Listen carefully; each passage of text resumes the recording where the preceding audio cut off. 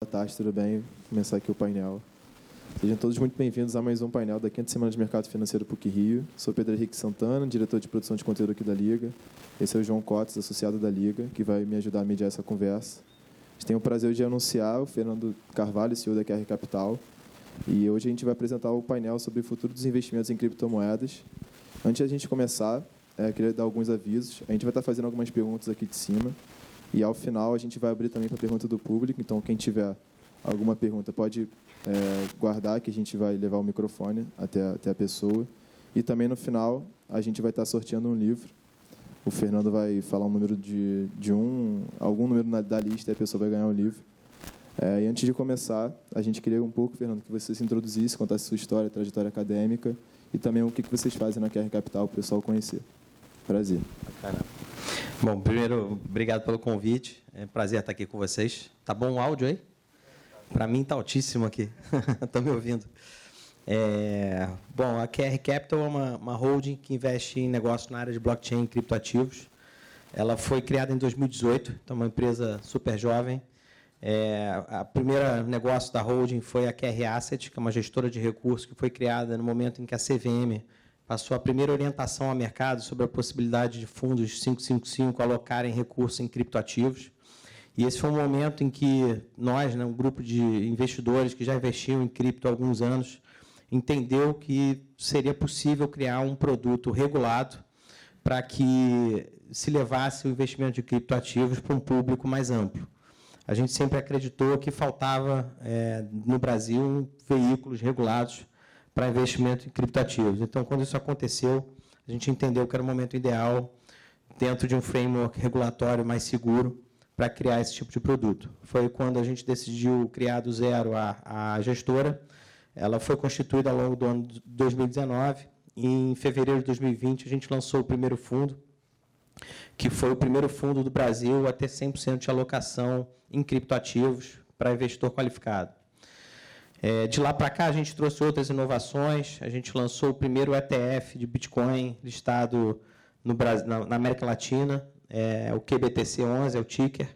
Ele foi listado na B3 no ano passado.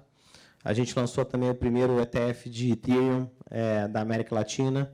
O de Bitcoin foi o segundo do mundo. A gente ficou 3 semanas atrás do Canadá, por pouco não foi o primeiro do mundo. A gente também lançou o primeiro ETF de DeFi, que é o QDeFi 11. Então, a gente foi trazendo algumas inovações ao mercado, temos outros produtos também de gestão ativa e ampliando esse portfólio de gestão. No ano passado, a gestora atingiu 1,2 bi em criptoativos sob gestão. 100% do nosso patrimônio está alocado em criptoativos. Nossos fundos são 100% alocados em cripto. Até o momento, a gestora não tem nenhum produto híbrido, que investe em outros ativos e cripto, é 100% cripto. A gente, ao longo dessa trajetória, de 2019, 2020, entendeu que havia outras oportunidades de investimento no segmento, e aí a gente decidiu diversificar os negócios e começou a investir também em negócios de tecnologia. E hoje a gente tem na holding 4 negócios operacionais, além da Asset. A gente tem a QR Vortex Tokenizadora, que é uma companhia que foi instituída dentro do âmbito do sandbox regulatório da CVM, que está fazendo a emissão de criptoativos lastreados por valores imobiliários. São conhecidos internacionalmente como security tokens, ou, em português, já tem uma forma de falar isso, valores imobiliários digitais. A gente emitiu, em junho desse ano, o primeiro valor imobiliário digital da história do mercado de capitais brasileiro, que foi uma debenture de uma empresa de healthcare aqui no Brasil. Foi uma emissão de 60 milhões de reais, coordenada pelo Itaú BBA, que foi disponibilizada na plataforma. De lá para cá, a gente fez mais 2 emissões. A gente tokenizou cotas de um fundo de investimento da própria QR Capital. E, mês passado, a gente fez uma segunda emissão de debenture no valor de 74 milhões de uma empresa de crédito estudantil de São Paulo para valer. Então, a QR Vortex Tokenizadora é um outro negócio da holding. A gente tem também o BlockTrends, que é um portal de conteúdo e educação voltado para o segmento cripto. É um portal de conteúdo, não de notícia. Convido vocês a conhecerem, se cadastrarem. Eu diria que é um think tank, é um portal mais voltado a editorial, conteúdo editorial e não a conteúdo de notícia.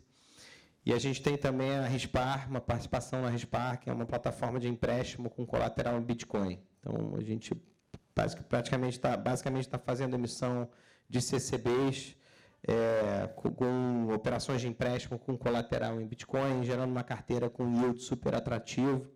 Essa carteira está sendo encarteirada num FDIC da Asset, e essas operações são over-colateralizadas por bitcoins. Então, o tomador de empréstimo deposita bitcoins, a gente armazena esses bitcoins de forma segura e oferece operações de empréstimo para esse usuário.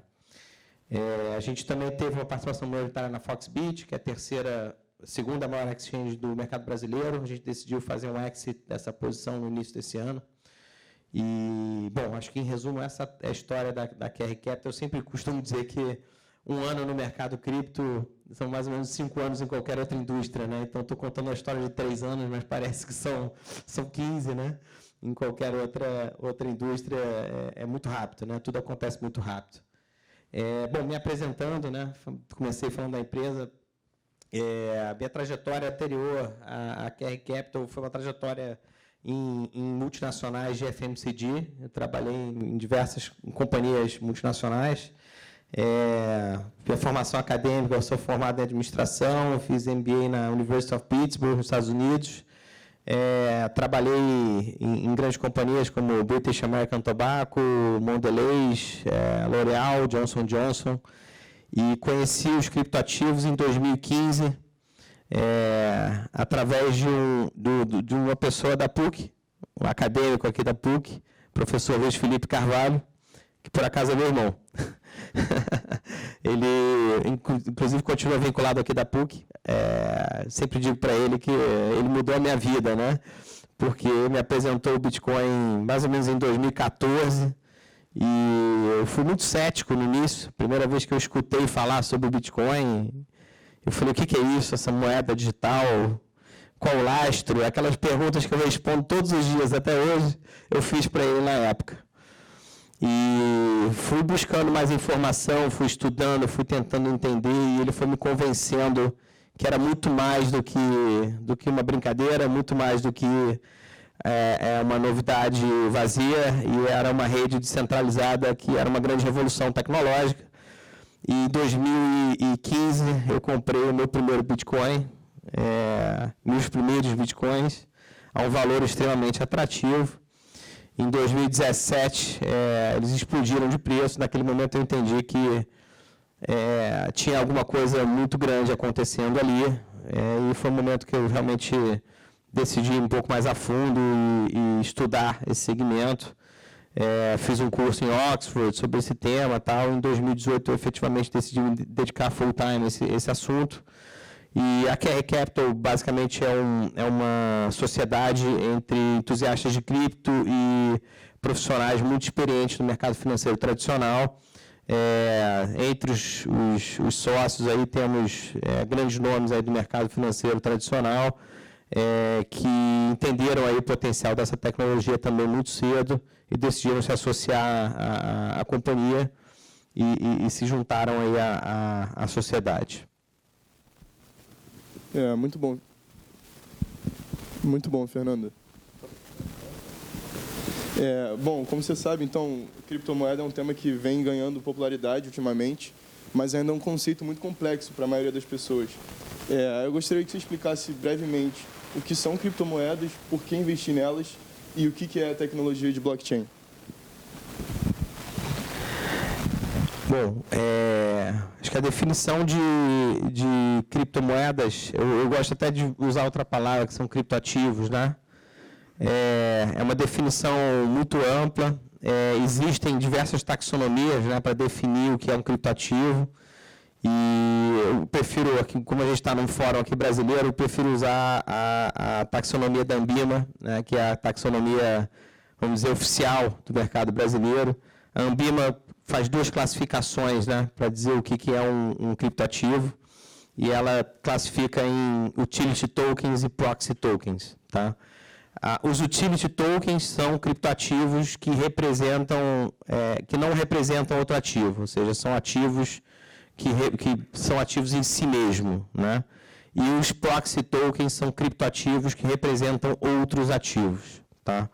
Os utility tokens, eu acho que o melhor exemplo de utility token é o próprio Bitcoin, tá? Que ele é um ativo nativo de uma blockchain pública e ele tem uma utilidade muito específica, que é remunerar os voluntários dessa rede descentralizada que investem em poder computacional para confirmar as transações nessa rede. O proxy token, eu citei o exemplo mais cedo dos valores imobiliários digitais, eles são criptoativos que representam outros ativos. Um ótimo exemplo de proxy token é o RMG, o Royal Mint Gold, que é um criptoativo que representa 1 grama de ouro, tá? Então, esse é um exemplo, né? Então, temos o Royal Mint Gold, temos o próprio token de debênture emitido pela QR Capital. Então, tem uma série de os NFTs, né? Outros tipos de ativos. Então, existem diferentes tipos de criptoativos. Quando você fala criptomoeda, especificamente, a gente costuma associar a moedas digitais. A gente vem falando bastante sobre Central Bank Digital Currencies, né, que são as moedas fiduciárias emitidas através de blockchains, ou as stablecoins também, né, que são moedas digitais que representam moedas fiduciárias. A gente tem mais uma característica de proxy token, tá? de ativos que representam moedas fiduciárias, criptoativos que representam moedas fiduciárias. Beleza, Fernando. A gente queria entender um pouco como que você acha que a tecnologia blockchain está influenciando o mercado como um todo. Você comentou até que os bancos centrais agora estão olhando mais para esse tema. E também como que você enxerga as aplicações do Web3 e como que a gente pode ver isso no nosso dia a dia. Não hoje, mas daqui a, 2, 3 anos. Tá. São duas perguntas em uma, né? Então, vou tentar responder por parte. Vou começar pela segunda, como o Web3 vai impactar a nossa vida, né? Nosso dia a dia. A tecnologia é muito nova. O white paper do Bitcoin é de 2008. Na verdade, o Bitcoin inaugura a tecnologia blockchain, né? Ele cria a tecnologia blockchain. O Bitcoin ele é a consequência de diversos experimentos que aconteceram na área de ciência da computação durante décadas, literalmente décadas. Foram feitos vários experimentos que tentavam trazer esse conceito de escassez para a internet. A possibilidade de transferir um ativo de forma escassa dentro da internet, né? Então, até então, qualquer ativo na internet, exemplo, né, um e-mail, ele pode ser enviado para N pessoas, né, sem esse conceito da escassez.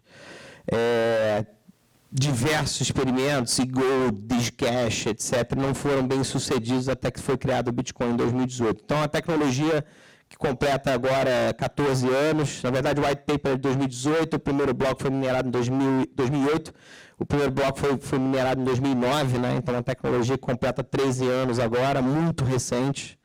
Então, ela está em evolução. Então, eu diria que blockchain é uma tecnologia que ainda está no que a gente chama de protocol layer, né? Então, os protocolos ainda estão sendo melhorados, estão sendo aprimorados para os casos de uso. A próxima etapa é o que a gente chama de application layer, né? É exatamente o que aconteceu na internet, né? Na internet, na década de 80 e 90, estava muito concentrada nisso, estava muito concentrada em infraestrutura de fibra ótica, infraestrutura de sistema operacional e infraestrutura de hardware, né?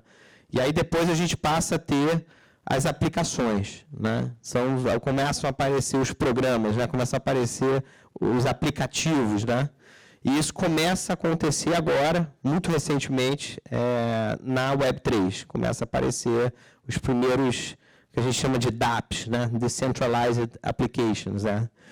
E aí eu acho que isso vai começar a trazer a Web3 para a realidade. E tem vários paralelos, né? Com aplicativos da Web 2 sendo trazidos para a Web 3, né?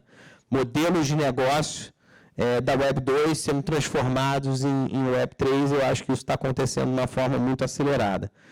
Alguns exemplos para citar, né? A gente viu aí talvez uma das primeiras indústrias impactadas é a indústria de games, né? Por quê? Porque games já tem moeda. Né? Meus filhos já estão acostumados a comprar moedas digitais muito antes de eu comprar Bitcoin, né? Porque já tem lá a moeda do Fortnite, já tem a moeda do Roblox, etc. E eles já estavam acostumados com isso. Inclusive, já preferem ganhar a mesada nessas moedas antes de real, né? Então, você tem uma realidade já digital nessa geração, né? Eles já estão acostumados com isso. Na indústria de games, isso já tá um pouco consolidado. Então, os crypto games cresceram muito rápido, esse ecossistema dos crypto games cresceu muito rápido. A gente vê aí alguns primeiros projetos transformando essas moedas digitais de games em moedas centralizadas, com estruturas de governança, de voto, de mudança do game, estruturadas a partir de redes descentralizadas, tá? A mecânica parecida, tem um jogo, tem uma moedinha, etc., mas aquela moedinha ela é emitida a partir de uma blockchain, aquela moedinha eventualmente dá um direito de voto, aquela moedinha eventualmente é negociada numa exchange, ela pode ser trocada por moeda fiduciária, né? Então, começa a aparecer os primeiros modelos aí de negócio e de aplicação de Web3. Outros exemplos, a gente vê, por exemplo, a indústria de browser acontecendo isso também, né? Brave New Coin é um exemplo. Browsers onde você paga share of attention do usuário, já com criptoativos. A gente vê um exemplo também muito bacana, que eu gosto sempre de falar, que é a Helium Network, né? Que é a HNT, o nome do ativo, criando uma internet descentralizada, onde você tem a possibilidade de remunerar quem se cria um ponto de acesso nessa rede com Proof of Coverage através de uma moeda descentralizada, ou seja, uma rede descentralizada que garante access points de internet. Então, tem uma série de exemplos, né, de aplicação descentralizada, começando a vir para a economia real. Está só no começo, eu acho que a gente está assim, nos early days disso, mas eu acho que é uma tendência imparável, porque tem economics que param de pé, porque trazem benefícios de custo, de eficiência para o usuário, e eu acho que vão acabar sendo concorrentes muito eficientes de modelos de negócio centralizados e com altas margens. Tinha uma primeira pergunta que eu não respondi, se você quiser responder também. Essa da questão da blockchain, como que você acha que quais são os principais benefícios? Acho que você comentou também. Você falou um pouquinho sobre a questão do impacto no mercado atual e tal. Acho que assim, é muito difícil a gente falar, essa é uma pergunta muito ampla, tá? Porque tem impacto em vários segmentos, tá? Tem impacto em cadeia logística, tem impacto em mercado financeiro, mercado de capitais, etc. Então, acho que, dado o perfil, né, do evento, acho que eu gosto sempre de falar do impacto no mercado de capitais, que é muito onde a gente está atuando também, né? Acho que tem uma discussão muito grande com relação a blockchain como infraestrutura de mercado. A gente fala muito de tokenização e o uso de blockchain como tecnologia, né, para escrituração de propriedade, de fração de ativos e tal. Então, isso é só um exemplo de uma possível aplicação, tá? Então, é uma riqueza muito grande de possíveis aplicações. Eu diria que, fazendo um paralelo, né, com a pergunta anterior, a gente está na década de 90 da internet, quando a gente fala do estágio em que está a tecnologia blockchain hoje. Perfeito. Quando você analisa uma ação, você costuma ver fluxo de caixa que a empresa vai gerar, você costuma ver o management, você tem vários tópicos que você vai analisar para ver se vale a pena investir naquela empresa ou não. Como que isso funciona quando se trata de criptoativos? É muito diferente o processo de análise, tá? Primeiro, fazer um disclaimer aqui importante, tá? Eu sou o CEO da QR Capital, da holding, e não sou o gestor dos fundos da QR Asset, tá? Então, fazer essa diferenciação que é muito importante. Mas eu vou falar um pouquinho sobre o processo de investimento em criptoativos e um pouco como é que o time da Asset trabalha, opera nos fundos de gestão ativa. Bom, primeiro filtro que a gente faz é um screening inicial com relação à liquidez dos ativos. Tá? Então, obviamente, a gente não consegue, é um mercado hoje listado em exchange, provavelmente eu estou errando esse número, mas tem mais de 40 mil criptativos. Tá? Se eu olhar o Coin Market Cap, provavelmente tem mais de 40 mil. A última vez que eu vi foi um mês atrás, toda semana aparecem milhares de criptativos novos. Mas o primeiro screening que a gente faz é liquidez. Né? Então, a gente procura analisar ativos que têm um nível de liquidez razoável para negociação, até porque a grande maioria dos criptoativos são muito pequenos, são projetos em fase inicial. Tal. A segunda coisa que a gente olha são características de escassez e de utilidade. Tá? Então, e esse filtro, sinceramente, elimina uma quantidade enorme de projetos. Tá? Uma quantidade muito grande de projetos de cripto não são ativos com um nível de escassez relevante. Então, há uma confusão de alguns fundadores, né, de projetos que emitem criptoativos de confundir funding de projeto com utilidade de token numa rede. Isso é uma tentação que aconteceu na onda de ICOs, né, de Initial Coin Offerings, que aconteceu muito fortemente no ano de 2017. Houveram diversos scams, diversos projetos que tinham como único objetivo gerar riqueza individual para os fundadores, não saíram do papel. Então, acho que muito cuidado, acho que para quem investe em projetos em estágio inicial, para quem tem vontade de investir em projetos que vão gerar grandes múltiplos de retorno, houveram diversos que geraram, né? Quem comprou Ethereum no ICO, né, ganhou muito dinheiro, e outros vários exemplos. A grande maioria dos projetos cuidado. Tá? Mas essa questão da escassez é uma forma de você avaliar. A segunda questão que a gente avalia é essa questão da utilidade do token. Né? Então, para que serve esse criptoativo? Qual o papel que ele tem nessa rede descentralizada? Ele tem uma utilidade real? Ele é escasso o suficiente para valorizar se essa utilidade cresce? Né? Então, o exemplo do Bitcoin, eu acho que é um exemplo icônico nesse aspecto. Eu costumo dizer que o mercado tem dois tipos de ativo, né? O Bitcoin e os outros. A rede Bitcoin é uma rede que tem um uso exponencialmente aumentado ao longo do tempo. Ela tem o cap do Bitcoin é limitado a 21 milhões de unidades. Então, assim, você tem um nível de escassez predictable, né, previsível, e você tem ali uma rede consolidada com nível de uso bastante aumentado ao longo do tempo. Né? Então, acho que essa característica é bastante importante avaliar. Tá? A gente olha outros indicadores relacionados também a time, equipe, founders, quem está atrás do projeto, se essas pessoas se identificam, se elas têm um track record relevante, se já entregaram algum projeto anteriormente, da onde vem, o que se propõe a fazer, o que fizeram anteriormente. Então, tem uma série de outros quesitos um pouco mais qualitativos que a gente avalia antes de investir em criptoativo. Então, de forma geral, depois de todos esses filtros, a gente passa por um comitê de investimentos e a gente olha um shortlist muito pequeno. Muito pequeno. Apesar de serem 4 mil criptoativos, a gente olha uma lista muito pequena. Beleza, Fernando. Você comentou um pouco, fez esse paralelo um pouco com as ações e cripto, e também comentou que na sua história, quando começou o Bitcoin, você era um pouco cético em relação ao tema. A pergunta vai no sentido de o que você acha que não precisa acontecer aqui no Brasil e no mundo inteiro, então, para tanto os investidores institucionais, que eu acho que é a grande parte do dinheiro que as empresas de cripto procuram, quanto o investidor pessoa física, para se tornarem menos céticos quando o tema é criptomoeda ou criptoativos. Essa pergunta é super interessante porque a gente está vivendo uma transição já. Tá? Pouca gente sabe disso, mas hoje já 6,5% do supply do Bitcoin já está alocado em veículos institucionais, tá? Seja em tesouraria de empresas, seja em fundos.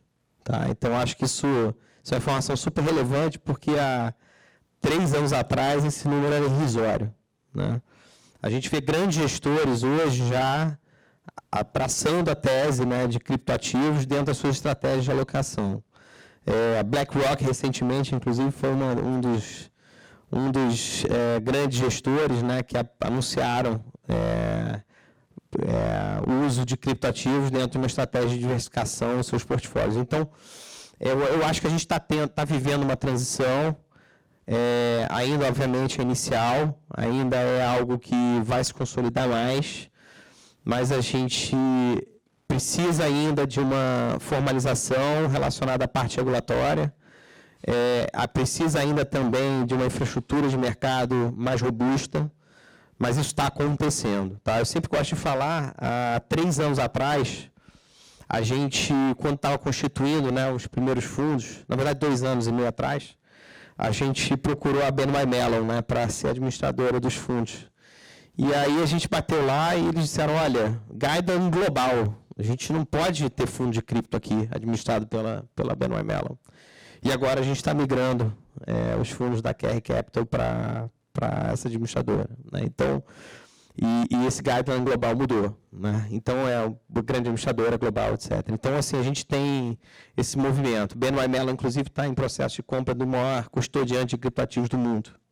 Hoje de manhã, no evento aqui na ECOA, o Itaú anunciando que vai lançar um braço de custódia de criptoativos no Brasil, né? B3 anunciando que vai lançar um braço de digital assets, né? XP anunciando a Xstage essa semana, né? O lançamento da plataforma de negociação de criptoativos integrada à corretora. BTG anunciando a Mint essa semana, né? Então é impressionante como o mercado convencional está se integrando. Da onde vem isso? Vem da segurança regulatória, né? Vem do fato de que existe mais claridade, menos risco na esfera regulatória, né? Banco Central anunciando a Central Bank Digital Currency, que não usa blockchain, provavelmente vai usar uma tecnologia DLT, mas se aproxima, né, desse mercado. Então, eu acho que a gente tem ainda alguns passos relacionados à parte de infraestrutura de mercado e à parte de regulação que são necessários para que esse adoption aconteça, mas a gente vê uma evolução absurda nos últimos 2, 3 anos. E já é uma realidade, tá? Acho que vocês que estão aí em formação e que vão entrar no mercado, eventualmente alguns vão trabalhar em gestores de recursos, alguns vão trabalhar em gestores que têm fundos multimercado, eventualmente até em gestores de cripto, etc. Vão ver um crescimento exponencial dessa classe de ativos, né? Quando a gente começou a QR, o primeiro fundo em 2020, o mercado total de fundos de investimento cripto no Brasil era um mercado de 150 milhões de reais. O AUM total, né, de fundos cripto no Brasil. Esse mercado chegou a atingir 8 bilhões de reais no ano passado, né? Então, é pequeno, é micro, é um nicho, né? Dentro do mercado de 6 trilhões de reais de fundo de investimento no Brasil, é um nicho ainda. Mas é um crescimento de 80 vezes em 1 ano e meio, né? Então, assim, eu acho que a gente vai ver isso acontecer muito rapidamente. Acho que é uma tendência imparável. E eu acho que a prova disso, né, é a adoção do Bitcoin como um ativo de diversificação por grandes gestores globalmente. Ótimo. Você está falando aqui com as pessoas e provavelmente muitas vão trabalhar com cripto. E aí eu queria te perguntar, assim, geralmente, quando se fala de cripto, você também fala de programação. E aí eu queria entender a sua visão sobre o futuro dessa sinergia e qual a importância que você atribui ao conhecimento das linguagens de programação para as pessoas que querem ingressar nesse mundo de criptoativo. É muito boa essa pergunta, porque parte da avaliação, né, eu falava isso na pergunta anterior, 2 perguntas atrás, parte da avaliação da utilidade, né, de um criptoativo passa pela utilidade tecnológica dele, né? Para que serve esse protocolo, né? E isso realmente está conectado à utilidade dele como protocolo de infraestrutura de programação, E aí, tem que saber um pouquinho disso, tá? Tem que entender um pouco disso, né? Que problema ele resolve, como é que ele está, qual é a arquitetura dele, né? Como é que ele está programado, qual é a escalabilidade desse protocolo, quantas transações por segundo ele é capaz de processar. Então, são coisas que a gente passou a ter que entender e que estão muito ligadas a essa parte de processamento, de programação, etc., né? Hoje, o segundo maior segmento, né, a gente olha os protocolos de blockchains públicas, né, que têm criptoativos que são negociados em exchange, né, no final são criptoativos onde a gente pode investir com os fundos. O segundo maior segmento é o segmento de smart contract, onde está o Ethereum, né, o principal ativo e tal. E uma das grandes avaliações que a gente tem que fazer é o seguinte, quem vai ganhar essa guerra, né? E grande parte da avaliação que a gente faz passa por qualidade desses protocolos como soluções tecnológicas, né? Então, e by the way, eu tenho uma opinião que o Ethereum Killer não é Tezos, nem EOS, né, nem Hathor, nem nenhum outro protocolo, é um second layer da rede Bitcoin, né? E, nossa, eu não sou programador, não sou cientista da computação. A gente precisou trazer gente que entende disso para participar desse tipo de discussão. Então, eu acho que a gente... acho que quem que se propõe a trabalhar com isso vai precisar entender um pouquinho disso. E a gente trouxe, obviamente, para o time da Asset, gente que entende bastante disso, acompanha isso. A gente tem um CTO full-time, né, dentro do time, que ajuda a gente nesse tipo de análise. E para emendar nesse tema, só uma curiosidade, quais linguagens de programação você acha que são as principais no mundo cripto, que o pessoal, o time da Asset usa principalmente? A gente, enfim, para análise de protocolo, assim, esse CTO tem um conhecimento de Solidity. Para os processos internos da Asset, a gente usa muito Python, tá? A gente tem várias automatizações, a gente é uma asset um pouco mais automatizada que a média, tá? E aí, esses processos internos da asset, a gente usa muito Python. E aí tem, enfim, algumas informações que a gente automatizou, especificamente informações on-chain, tá? A gente compra ferramentas, a principal fonte de dados que a gente usa é a Coinmetrics. A Coinmetrics possui... é uma consolidadora de informações das blockchains públicas. Então, ela possui uma base de dados gigantesca. E aí, a gente automatizou algumas análises dessas bases de dados usando Python. Tá? Então, a gente hoje tem alguns relatórios internos, autorais, que a gente gera com muito pouco esforço a partir desses dados on-chain. Tá? Explicando um pouquinho essa questão de dado on-chain, toda a transação na rede Bitcoin ela é rastreada nessa blockchain pública e essas bases de dados conseguem trazer análise do tipo quantas carteiras acima de 1.000 Bitcoins venderam Bitcoin ontem, né? Um exemplo. Quantas carteiras com mais de 100 Bitcoins estão comprando Bitcoin essa semana? Esse tipo de análise, né? Então, esse tipo de análise a gente consegue fazer de uma forma muito ágil usando programação. E Python é a linguagem que a gente, by far, já utiliza para automatizar as análises internas. E quando se trata de Bitcoin, tem um debate que ele, enfim, ele é bem em voga, que fala sobre a utilização de energia, né, que durante o processamento, mineração de Bitcoin. E muitas pessoas argumentam que há um contra para a maior utilização dessa moeda. Qual a sua opinião a respeito disso? Bom, isso para mim é um grande dogma. Primeiro, assim, a rede Bitcoin inteira, ela gasta menos energia do que os aparelhos eletrodomésticos em stand-by nos Estados Unidos. Então, assim, a quantidade de energia não tem uma relevância, uma materialidade muito grande. Então, segundo, mais de 65% da energia usada na rede Bitcoin é limpa. Tá? Eu acho que isso é um ponto importante. Logicamente, o ideal é que fosse 100%, né? E acho que há uma discussão muito grande, né, de como você transforma a rede Bitcoin numa rede mais limpa. Tal. comparado com outras indústrias, né, relacionadas a serviços financeiros, tal, é muito pequeno o impacto da rede, ou o consumo energético da rede hoje. Então, como mecanismo de consenso, assim, sem dúvida, Proof of Work é o mecanismo mais seguro. Proof of Stake demanda você ter uma quantidade de moedas, né, para depositar como garantia para ser um validador na rede. E isso aí traz o risco da rede ser menos descentralizada, né, ser mais centralizada.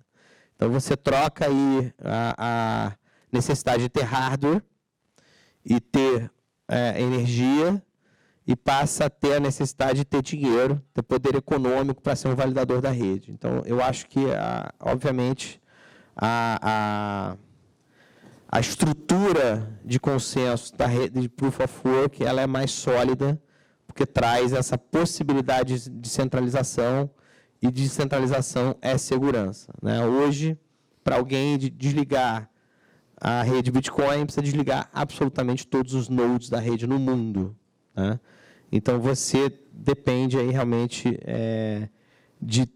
a descentralização é um feature de segurança muito sólido. Então, particularmente, eu acho que isso é uma discussão um pouco relativizada. Os benefícios da descentralização acho que se sobrepõem aos riscos relacionados ao tipo de energia, etc. E acho que tem, dentro da agenda ambiental, ecológica, etc., tem brigas talvez muito maiores para serem vencidas antes de olhar a rede Bitcoin. Beleza, Fernando, muito interessante. Você comentou agora sobre essa questão da descentralização e também um pouco de regulação mais cedo. O mercado no Brasil não é 100% regulado. Eu queria saber qual a sua visão de se vocês na QR têm alguma previsão de até quando vai ser regulado e como que essa regulação conversa com o objetivo da blockchain, que é justamente você descentralizar e não ser controlado por algum agente. Queria saber sua opinião sobre o tema e suas perspectivas.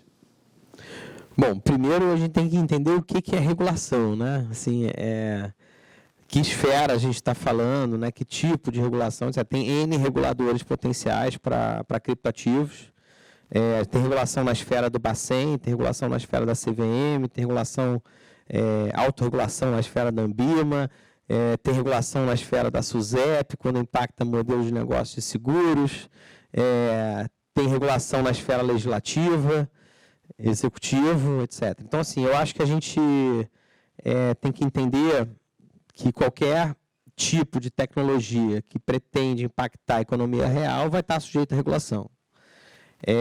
Eu sou muito realista na tese de que qualquer coisa que se propõe, né, a impactar a sociedade, etc., passa a se integrar num framework regulatório. Então, aquela visão um pouco mais libertária, né, de que vamos criar uma moeda paralela, a qual os governos não vão conseguir controlar, etc., e eu acho que grande parte, né, do universo cripto tal, tem essa visão. Tal. Isso é uma visão muito difícil de materializar. Né? A gente vê alguns projetos de privacy coins, né, como Monero, talvez seja o grande ícone disso. Né? Existe esse ativo, né, que anonimiza a transação entre uma carteira e outra. Então, dificulta esse trabalho de identificação, né, de onde veio uma transação entre A e B. Dificulta essa rastreabilidade, né, da transação e tal. Eu acho que isso é muito difícil. Eu acho que qualquer tecnologia que vai impactar a sociedade, a economia real e tal, vai ter que ser regulada. Tá? E o caminho da regulação no Brasil, acho que está sendo um caminho muito saudável. Tá? Eu acho que olhando assim, esse mundo a gente está mais inserido, que é o mundo da CVM. Acho que a CVM está entendendo muito bem a tecnologia, está fazendo um processo consciente, maduro, de entender antes de regular. O sandbox regulatório é uma prova disso. Então, eu acho que o Brasil está na vanguarda da regulação de cripto no Brasil. Não é à toa que foi um dos primeiros países a autorizar fundos, foi um dos primeiros países a autorizar ETF, foi um dos primeiros países, vai ser um dos primeiros países a ter Central Bank Digital Currency. Então, eu acho que é saudável, eu acho que a regulação dá segurança para os participantes e é um movimento necessário para que a adoção em massa aconteça. Beleza, Fernando. Pessoal, a gente chegou aqui ao fim das perguntas. Agora a gente vai abrir ao público. Quem tiver alguma pergunta pode levantar o braço que a gente vai levar o microfone. Beleza. Obrigada.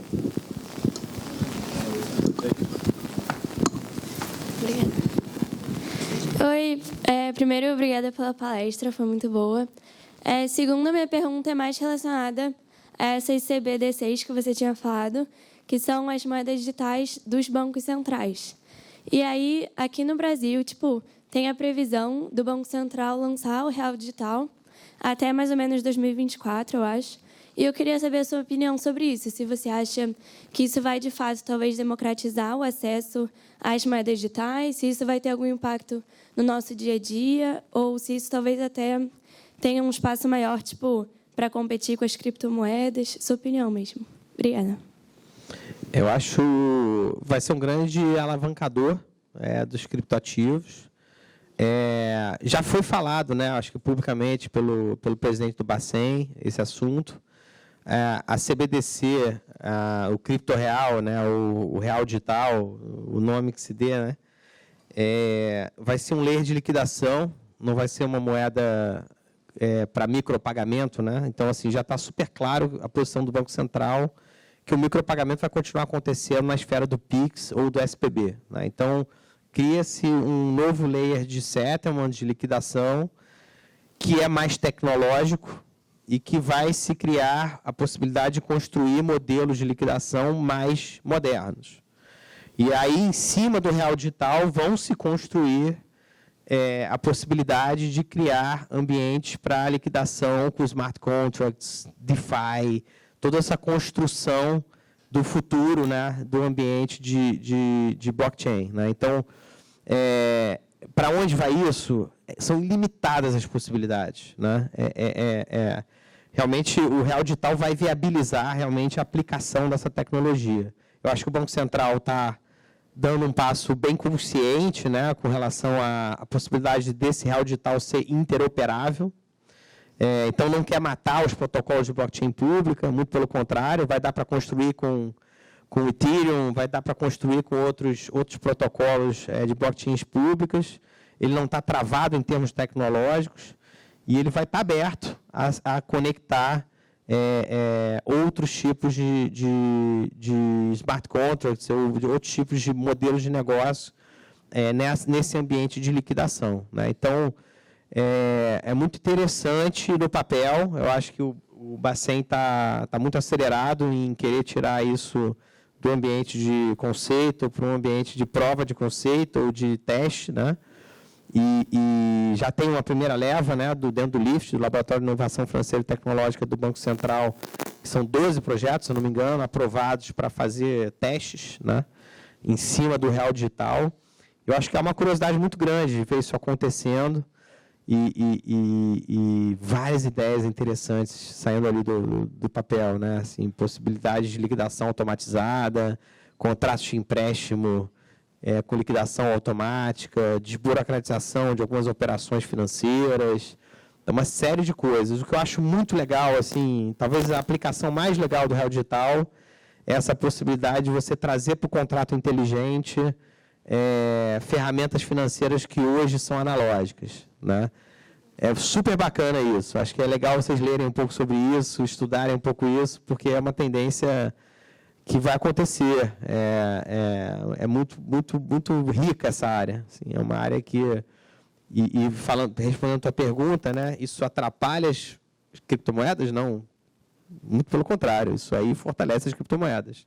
Os projetos construídos em cima do real digital, alguns deles vão ser construídos em cima de blockchains públicas que têm criptoativos nativos que podem, eventualmente, aumentar o número de transações, etc. Então, um projeto construído em Ethereum em cima do real digital vai usar Gas, vai usar Ethereum, Ether para pagar o custo de transação. Isso fortalece a rede Ethereum, né?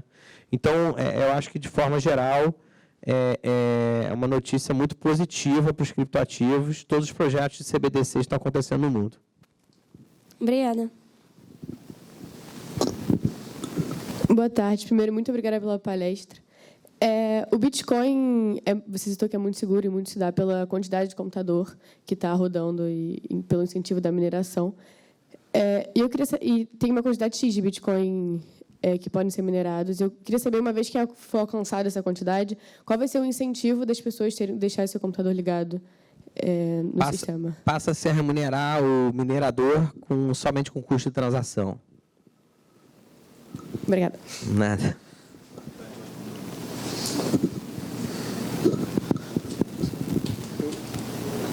E, aliás, considerando o tempo de produção de um bloco, isso vai acontecer mais ou menos em 2140, tá? Até lá, os mineradores, nós que mineramos, vamos ter bastante tempo aí de acumular bitcoins. Boa noite, Fernando. Eu queria fazer uma pergunta que, já que a gestora tem 100% do patrimônio investido em criptoativos, eu queria saber qual foi o posicionamento e as principais medidas que foram tomadas no último ano, principalmente de novembro, que foi um momento que teve uma queda muito grande no mercado cripto, principalmente nos grandes ativos.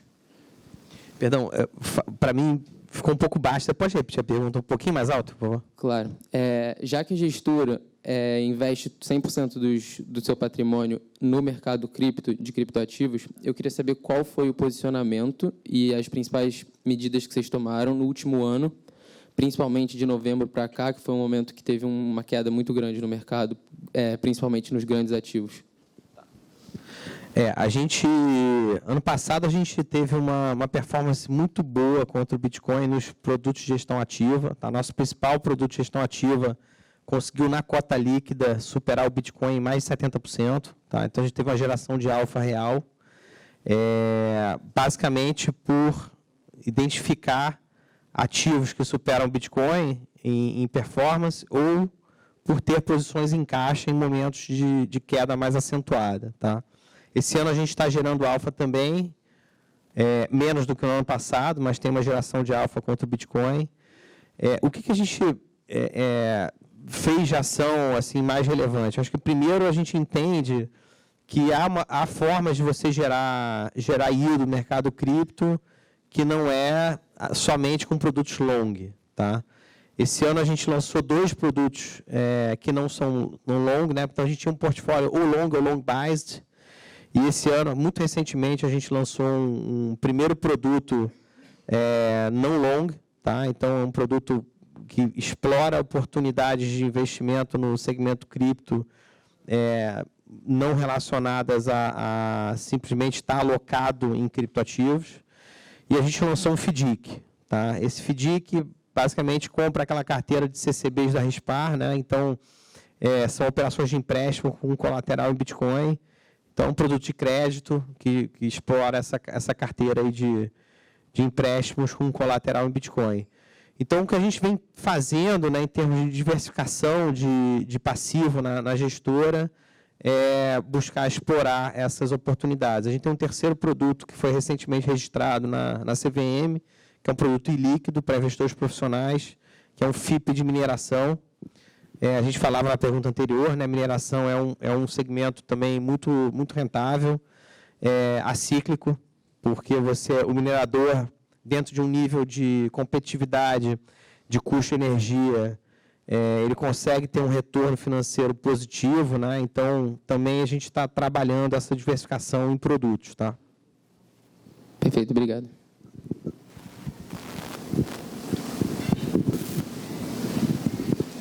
Olá, Fernando, tudo bom? Boa tarde. Então, você falou sobre a tokenização e a minha dúvida em relação à tokenização de tipos de valores imobiliários é justamente saber quais são as principais vantagens de você tokenizar. O movimento de tokenizar, o intuito é substituir o que está agora ou vai ser só mais uma alternativa para o que já tem? Tem algumas vantagens. Vou falar especificamente da tokenizadora, que tem a aprovação do regulador para tokenizar debêntures, cotas de fundos de investimento e alguns tipos de certificados financeiros. Tá? a gente conseguiu um rol de dispensas que facilita o processo de oferta. Tá? Então, existe hoje, para a emissão de uma debênture, uma liturgia que é muito cara e muito burocrática. Tá? Citando alguns exemplos, né, de facilidades que a gente tem aí no processo de emissão da debênture através de tokenização, a gente tem uma oferta pública mais barata e mais rápida de registrar. A gente não tem período de lock-up, então o emissor consegue fazer a oferta primária e, na sequência, o comprador da oferta primária já consegue disponibilizar no mercado secundário, sem o lock-up. A gente tem um processo de escrituração que é automatizado, né? Então, como é um feature automático da blockchain, a transação de renegociação do token já registra a propriedade daquele ativo, não demanda um controle paralelo da escrituração. Então, tem uma série de eficiências tecnológicas que permitem baratear esse processo aí simplificar e baratear esse processo aí de controle. Então, hoje é um mercado que, enfim, tem margens muito grandes, né? Os participantes desse mercado têm margens muito grandes. Eu sempre gosto de me apropriar de uma frase de um amigo do mercado de cripto, que é o Daniel da Liquid, que ele fala o seguinte: olha, tem 2 participantes que são mais importantes no mercado de capitais, né? Que é quem investe o dinheiro e é quem toma o dinheiro emprestado, né? O emissor e o investidor. Daí, no meio, o resto é tudo intermediário, né? Todo mundo no mercado de capitais é intermediário, com exceção do investidor e do emissor. E aí o que a gente se propõe na tokenizadora é baratear esse processo entre esses 2 caras, né? Então, basicamente, o que a gente desenvolveu é uma solução full stack, né, que busca cobrar um pouco menos, né? Hoje, numa debênture, esse custo está na faixa aí de 3%. Então, uma companhia que pega aí 200 milhões ou 100 milhões emprestado, ela deixa cerca de 3% aí no caminho nesse processo, e acho que a tokenização se propõe a isso. Eu acho que tem outra vantagem interessante na tokenização, que é essa capacidade de fracionar ativos antes inacessíveis para o investidor individual. Tá? Hoje você tem aí alguns tipos de ativos que só podem ser encarteirados em perfis específicos de fundos, né? Tem um exemplo muito latente, hoje já existente no mercado brasileiro, né, que são os precatórios, né? Hoje o precatório, por regra regulatória, tal, ele só pode ser encarteirado em FDIC-NP, que é um tipo de ativo de fundo acessível só para investidores profissionais, né? Algumas companhias aí estão fazendo tokenização de precatórios e dando acesso ao investidor comum, né, a esse tipo de ativo. Obviamente é um ativo muito alternativo, tal, mas é um exemplo, né? Então, a tokenização também se propõe a democratizar esse tipo de investimento. Tem outros exemplos que aconteceram recentemente no mercado brasileiro. Tokenização de obras de arte é um exemplo. Foram lançados por uma companhia lá em São Paulo recentemente a tokenização de obras de arte de altíssimo valor, onde se fracionou um pedacinho de obras potencialmente de artistas consagrados que potencialmente vão se valorizar. Então, tem alguns exemplos aí no mercado que tentam dar acesso ao pequeno investidor a frações, né, de investimentos antes só acessíveis a investidores profissionais. Perfeito, muito obrigado.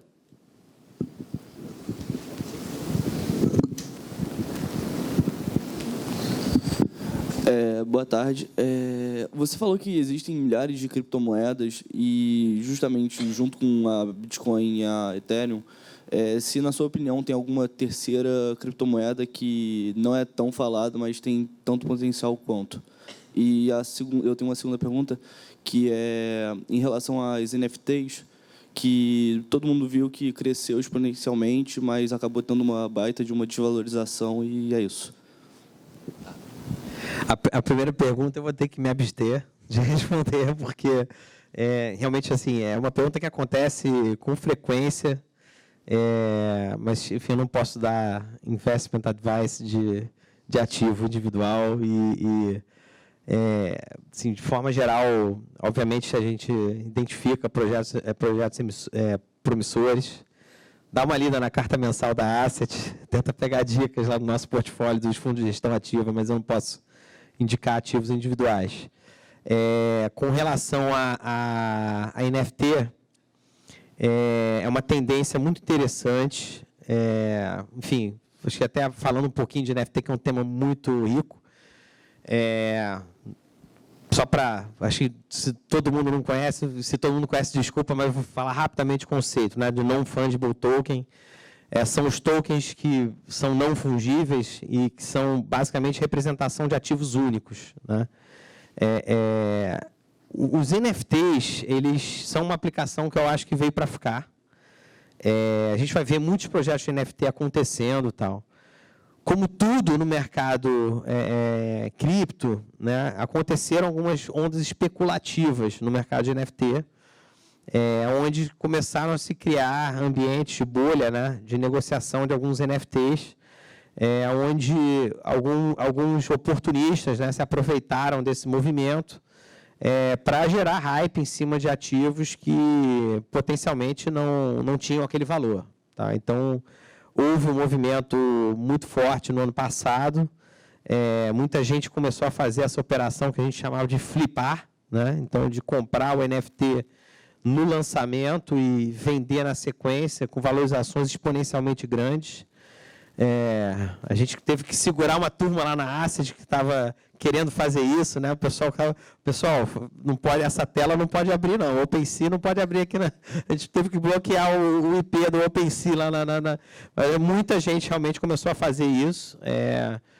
E não é um movimento saudável, obviamente não é um movimento sustentável, é um movimento completamente especulativo, né? E muito parecido com a ICO em 2017, muito parecido. Aconteceu isso em 2017, teve sim, valorizações impressionantes nos ICOs, então comprava-se em pre-sale, private sale, e se vendia com um ágio absurdo na listagem, no ICO. Depois teve em 2018 a onda dos IEOs, que eram os Initial Exchange Offerings. É impressionante, o mercado cripto a cada ano tem uma sigla nova, e esse ano foi NFTs. Mas isso não é um movimento saudável, não tem fundamento, e não acho bacana. Se você gosta de alguma imagem, se você acha que essa imagem é legal e você acha que o preço que está sendo cobrado por ela é justo, compra. Agora, se você está comprando como investimento, cuidado. Muito provavelmente do lado de lá tem um scammer tentando roubar teu dinheiro. E a chance de você estar na ponta mais fraca, com uma assimetria de informação, é muito grande. Então, cuidado com o NFT. Não é, para mim, uma ferramenta de investimento, é uma ferramenta de diversão. Eu sempre digo o seguinte, olha, se você quer investir em obra de arte, estude 10 anos e compre o primeiro quadro. Né? Então, se você quer investir em NFT, em collectible, em qualquer segmento, pensa com cabeça de mundo real. Ou seja, não é porque é digital que você vai investir e ganhar dinheiro rápido. Pensa com cabeça de mundo real, estuda aquilo, entende aquilo profundamente, e quando você comprar a tese, aí você começa a investir. Então, acho que a lógica é um pouco essa. Boa tarde, Fernando. A minha dúvida eu quero saber se você já tem alguma opinião formada sobre algo que vem surgindo nos últimos meses, que são os DAOs, que são organizações autônomas descentralizadas. Se você já tem alguma opinião sobre qual a sua visão sobre o futuro que elas podem trazer. Eu acho um conceito super bacana. Eu acho que os DAOs, eles têm várias aplicações práticas. A gente está vendo, inclusive, algumas ideias acontecendo no Brasil. A ideia de aplicação de DAOs para organizações existentes, tipo clubes de futebol. Que são, enfim, organizações onde você eventualmente pode democratizar o poder de voto. Eu acho uma forma muito interessante de você descentralizar a governança de algum tipo de organização. Isso tem várias aplicações no mundo real? Tem. É possível para organizações sem fins lucrativos, é possível para organizações de classe, é possível para condomínios, é possível para clubes, é possível para organizações. Então, assim, tem um monte de aplicação viável. Para que serve a tecnologia nisso? Serve para você, efetivamente, criar uma forma digital de apurar esse voto. Então, o ownership do token pode, efetivamente, te dar um direito de voto. DAO pode ser usado, por exemplo, para as assembleias de votação em SAs. Eu posso automatizar e classificar um token entre o que a gente já vê acontecer no mundo real nas SAs, né? Entre um token que tem preferência de voto e um token que não tem preferência de voto. Uma SA nada mais é do que um DAO. Né? Então, é um conceito do mundo real que está sendo trazido para a tecnologia e eu acho que isso vai ter aplicação e isso tem futuro. Tá? Eu acho que isso é um conceito potente. Acho que vão se encontrar business models aí que vão conseguir tirar isso do papel e acho que rapidamente a gente vai começar a ter contato com essa realidade. Tá? Precisa de blockchain para automatizar voto? Não precisa de blockchain para automatizar voto. Mas eu acho que o blockchain traz um layer maior de confiança. Né? Então, votar de forma eletrônica no celular é seguro? Mas se tem uma blockchain por trás, pública, imutável, é mais seguro. Então, acho que nesse aspecto, sim, é uma aplicação de blockchain que faz sentido.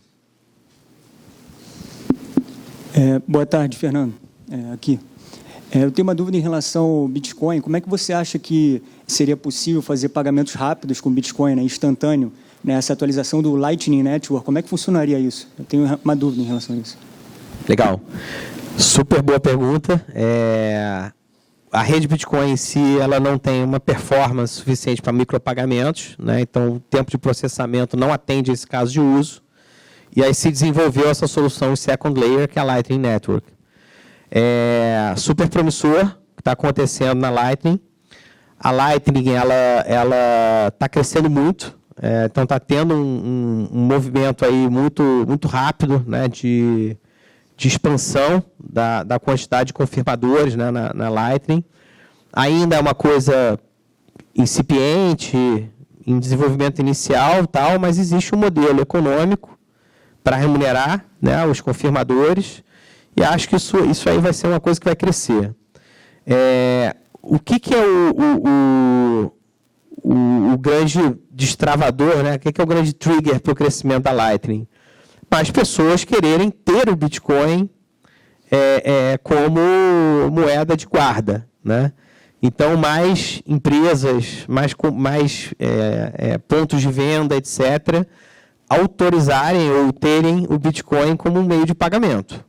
Né? Então, isso aí é o adoption do Bitcoin como uma moeda mainstream para pagamento, etc., vai ser o que vai destravar a Lightning Network. Isso pode acontecer? Pode.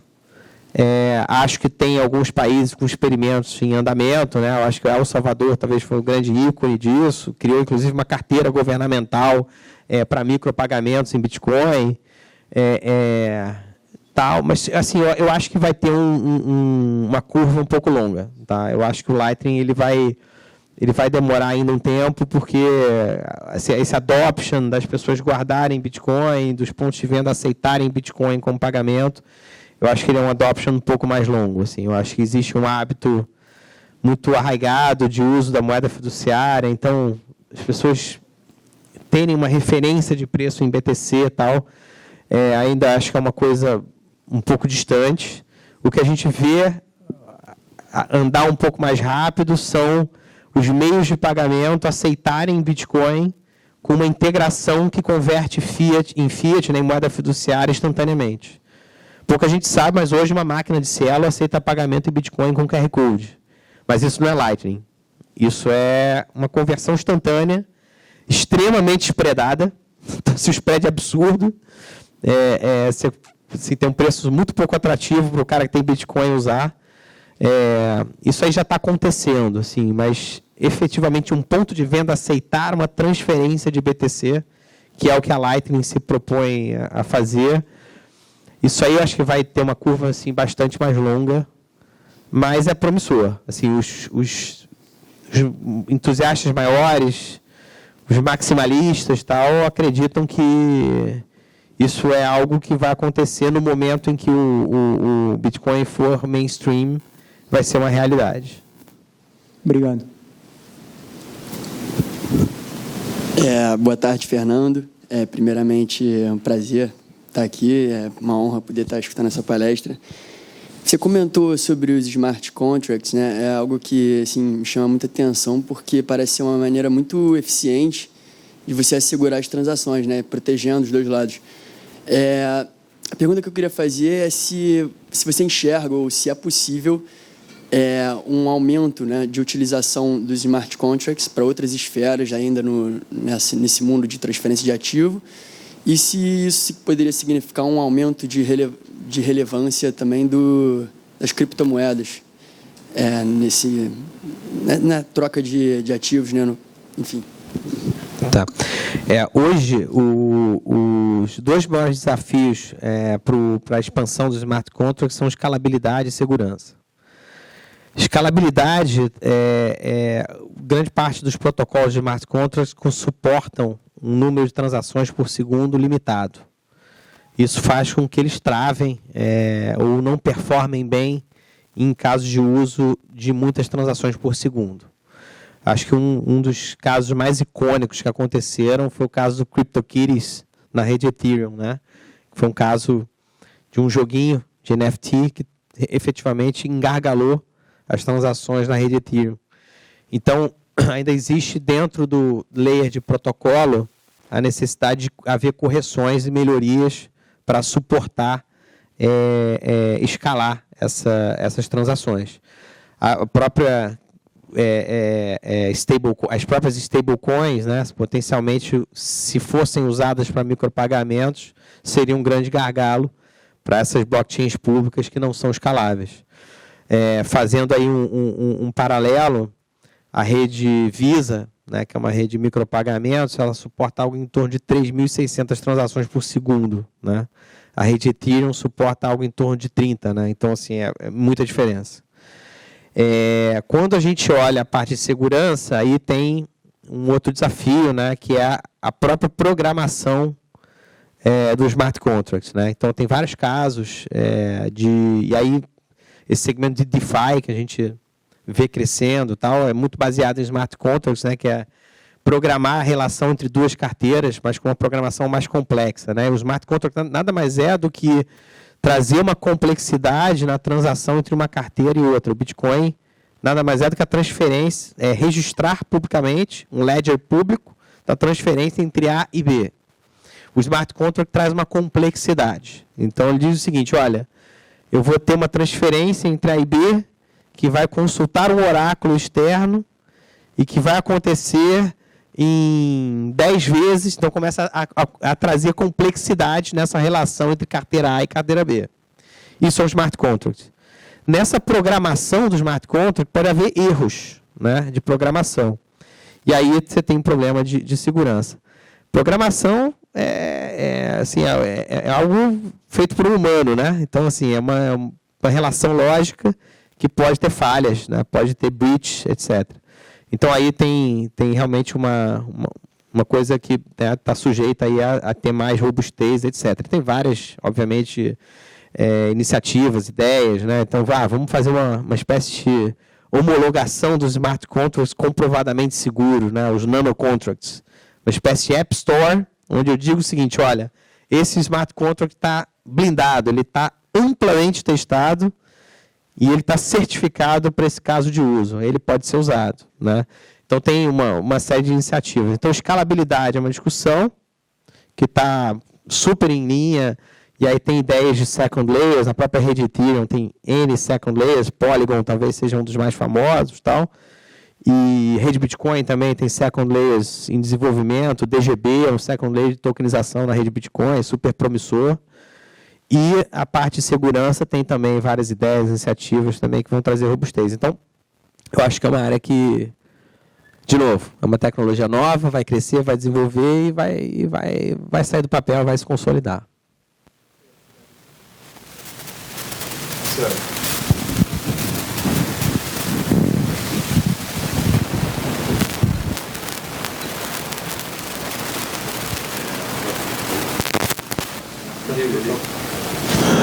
Boa tarde, Fernando. Obrigado aí pela palestra, pela conversa. Em gestores, vamos dizer assim, convencionais, né, que operam no mercado de ações, o grande medo dos gestores é errar suas teses, enfim, ter ali uma desvalorização dos seus fundos, não só porque estão perdendo dinheiro, mas também porque estão perdendo a confiança dos cotistas, que vai fazer com que eles saiam dos fundos, né, e procurem outras opções. E eu queria saber, no mercado de cripto, como que é isso exatamente? Você acha que os investidores ali que compram produtos, que investem em fundos de cripto, são também tão sensíveis quanto os investidores que investem no mercado de ações convencional? Ou você acha que é um tipo de investidor que conhece um pouco mais ali onde que eles estão atuando e é um pouco mais resistente aí a choques adversos? O que a gente percebe hoje é que existe uma diferença entre o investidor de fundo cripto e o investidor de criptoativo em exchange. Tá? É muito diferente o perfil. O investidor de criptoativo em exchange, ele é um perfil extremamente jovem, extremamente masculino e de baixa renda. Né? Então, tem um estudo de 2 anos atrás, não foi atualizado ainda, mas que 92,7% são homens com renda abaixo de R$ 3.000 que efetivamente colocam valores muito baixos buscando uma multiplicação exponencial. Né? Então, é aquele investidor que está tentando...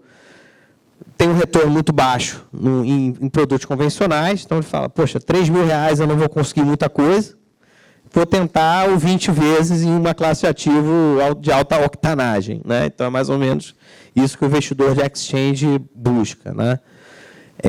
E aí vai para altcoin, vai para o alto risco.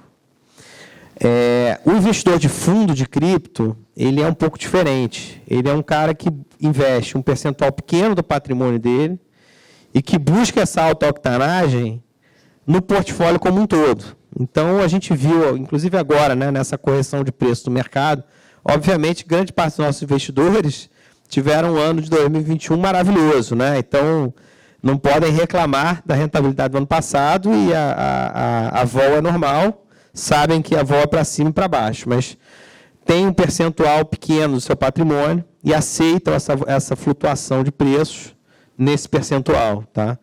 E eu acho que essa é a estratégia correta. Tá? Obviamente, os nossos fundos de gestão ativa são para investidores qualificados, então é um investidor mais preparado. Metade do nosso passivo está em ETF, então a negociação acontece no mercado secundário. A gente não vê no passivo acontecer o resgate, porque acontece lá no mercado secundário. Mas, assim, de forma geral, a gente vê que o investidor de fundo ele é um pouquinho diferente do investidor de exchange. E esse investidor de fundo ele aceita um pouco melhor a volatilidade. Bom, Fernando, muito obrigado. Pessoal, alguém tem mais alguma pergunta? Bom, então a gente vai encerrar o painel. Eu queria agradecer ao Fernando. Foi um prazer. Uma aula de criptomoeda. O pessoal também fez bastante pergunta. Agora eu vou pedir para o Fernando para você sortear um número de 1 a... 127. 127. 1 a 127? Tá. Deixa eu só dar um recado final enquanto eu penso o número. Eu vou fazer aí em paralelo. Bom, só agradecer para vocês aí as perguntas muito boas. Agradecer a presença e dizer que a QR Asset está em amplo crescimento, né, desde a sua fundação. Estamos de portas abertas para talentos. Então, quem tiver interesse em conhecer um pouco melhor o mercado cripto, quem tiver interesse em trabalhar nesse segmento aí, em ampla expansão, a gente tem um e-mail, contato@qrasset.com.br. Vai ser um prazer aí receber profissionais talentosos que tenham interesse em trabalhar nesse segmento. Tá? A gente está sempre contratando gente boa e será um prazer. Sobre o número, eu vou falar o número 21, que é o número do supply do Bitcoin, 21 milhões de unidades.